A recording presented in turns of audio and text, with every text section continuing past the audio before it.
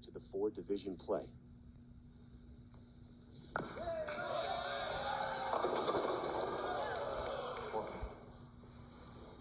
The week before that, Sean Rash almost did it as well.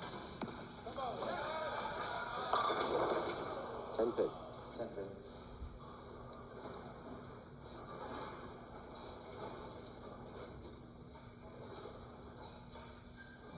First time ever this elimination format has been used in a major by virtue of absolutely dominating the qualifying, the 40-game qualifier in this event. Guy never trailed. Still without a major title, only has 4 to his credit. There's a sentimental favorite. It is Belmo and Palermo. The oil is going to take a beating today. Chris, how do you see that working out for Ryan Schaefer? The nail on the head. 3 guys that absolutely torture an oil pattern. The voodoo roll we put to the test for sure in this one, because he is definitely going to get trapped in the middle of all that bubble.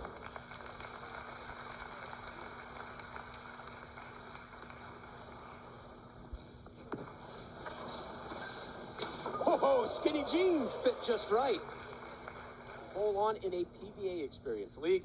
Check with your local bowling center. Rash has the highest seed selected. It did not like this offering. He'll take the Brooklyn, but those things have a way of evening themselves out. Sometimes Belmo. The only thing that keeps you sane. Belmo 9 spare in the first. So he goes trouble, and it's a strike.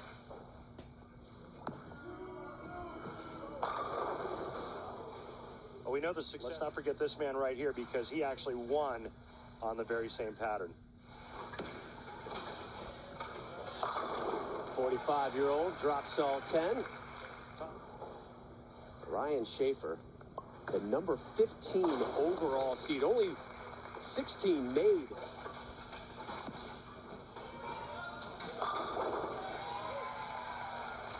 Remember, low score out? Completely different countries, Finland and Australia. And we have very similar stories. He started at a very early age. I think he was 2 years old when he first threw his ball. Osku in the third, still seeking a strike. Leaves double wood. World Championship, another one of those runner-up finishes for him.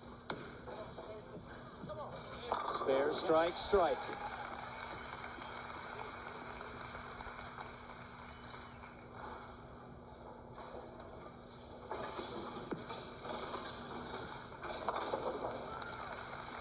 Schaefer's got to be one of the most... Except for Osku Palermo. He is yet to strike today. Here's Sean Rash.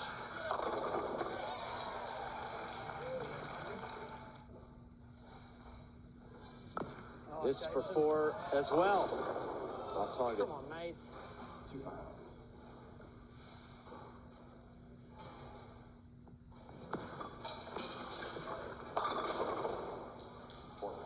Chris, what do you think about Down there. And that one goes high. He's going to have to make a change on the right lane for sure. Oh, boy. Open for 300-man Belmo with an air ball. Goes through the front. It actually ends up, his break point is further left. The red line is the right lane. He can get it. He can stand further left, get it further right, and still get it to the pocket. He is in the 6th.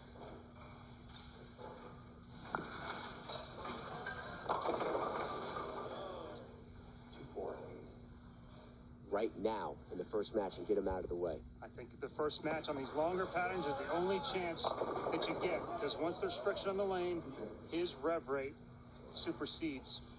I think Palermo and Belmonte are going to move left here pretty quickly.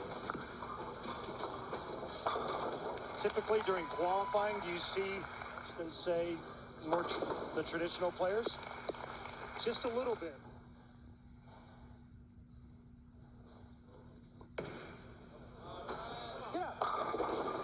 Messenger will not connect with the 10.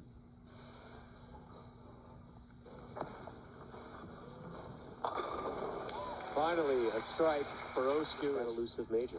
Well, he got a huge break just to get past. Here's Belmo in the 7th.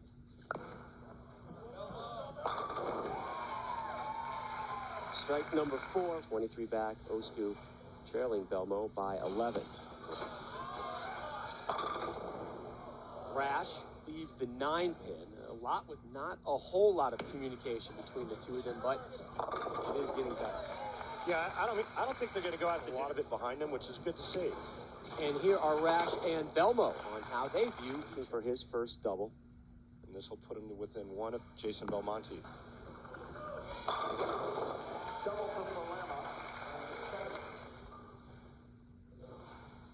Rash trailing Schaefer by 1. His effort in the 8th, right through the nose. 300 pins. He obviously picked the Scorpion for a reason. Remember what he did on it just a couple of weeks ago. Way right.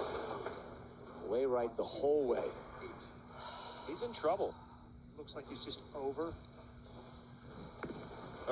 it. Just overamping it, trying to make it stay there. His last couple shots in practice, he...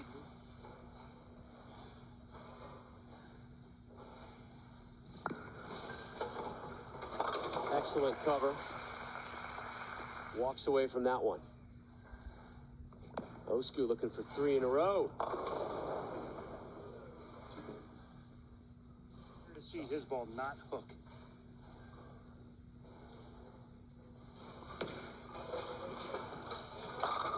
Match high 6th strike for Schaefer. Players to this point by far. If you're in the Schaefer camp, Some of the things behind him, some of the pressures that have built up on him, he's not the guy I want to keep seeing throw shots left to me for the next 2 games. in the dogfight here in the 9th.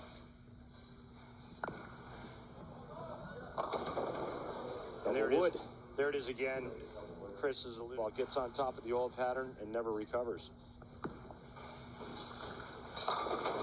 Messenger. Oh, wow. The backside did knock on Osku. If you're the 10-pin, be afraid. Be very afraid.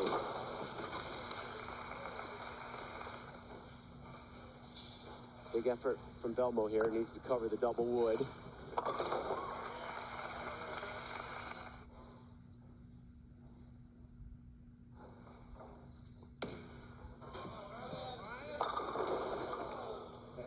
Really good shot there. And have your confidence. You need to save your best stuff for the end.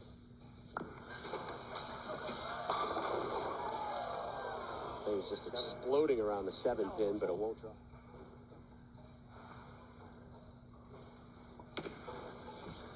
Schaefer.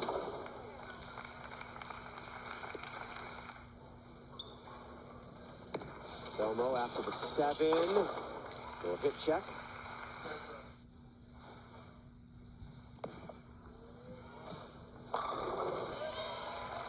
Rash.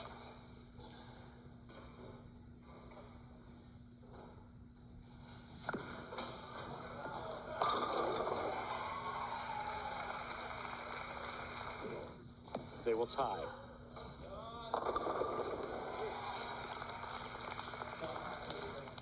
It's his first effort in the 10th. He too has moved on already.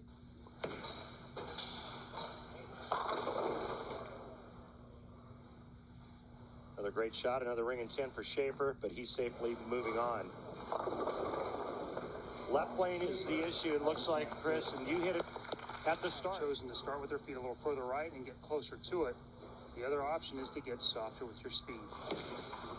But this is not a group of players that really likes to throw it slower. It's a must-strike situation for him.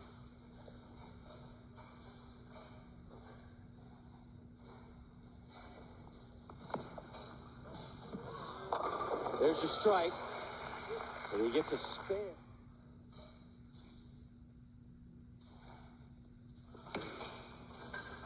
Schaefer's final effort of match 1.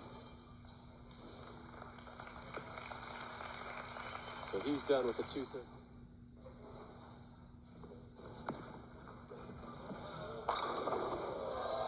Must drop the 10-pin for a tie. Great to these two guys right now. Whoa! Not much room for error.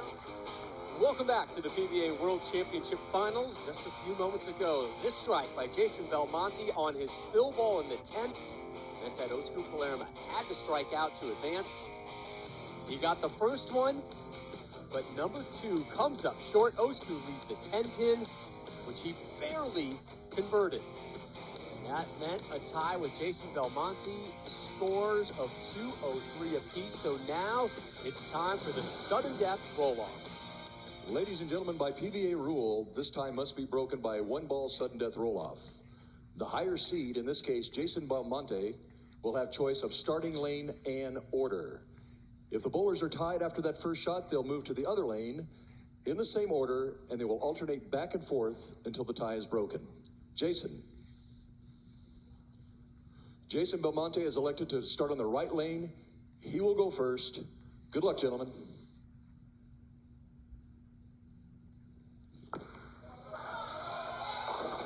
Oh, boy. 6 count. Only 6.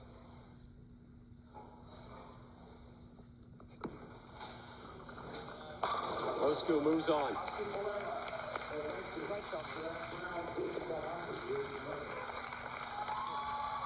And his dreams of his first major, those are done. Rob Stone, Randy Peterson.